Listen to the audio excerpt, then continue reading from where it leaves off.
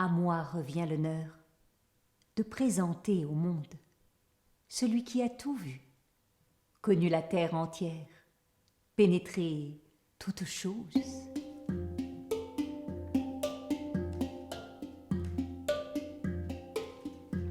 Doué de sagesse, il a découvert les secrets et révélé au monde les mystères d'avant le déluge. Revenu de lointains voyages, épuisé mais apaisé, il fait graver sur la pierre toutes ses épreuves. Gilgamesh est un roi puissant. Il le sait et il en abuse. Il tyrannise son peuple, il l'opprime. Il ne laisse aucun fils à son père, aucune fille à sa mère, même déjà promise. Tu n'es pas d'accord? Tu n'as qu'à aller te plaindre. Et à qui vas-tu te plaindre? Puisque Gilgamesh est roi et juge.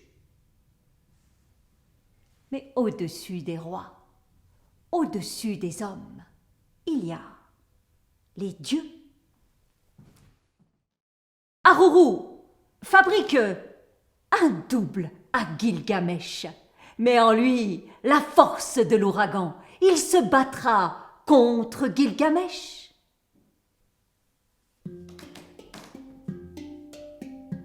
Aruru s'enfonce dans le désert. Aruru prend une motte d'argile et façonne Enkidu.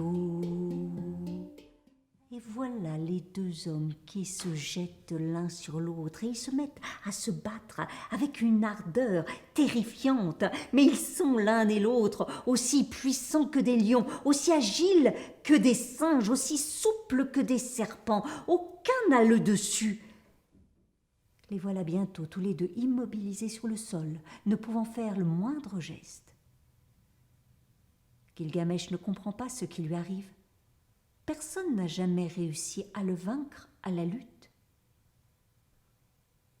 Il cède et il conduit Enkidu auprès de sa mère, la déesse Ninsuna. Enkidu, pourquoi ton cœur est-il empli de chagrin? Tu n'aimes pas la ville. Je sais. Partons à l'aventure. Allons jusqu'à la forêt des cèdres et rapportons pour notre ville ce bois sacré. La forêt des cèdres? Des arbres aussi grands, aussi majestueux? Gilgamesh n'en a jamais vu. Il se met à trembler, à pleurer, comme un enfant. Mais Umbaba le terrible sort de sa tanière, il pousse son cri d'épouvante, si bien que nos deux héros dégringolent, débaroulent, roulent du haut de la montagne.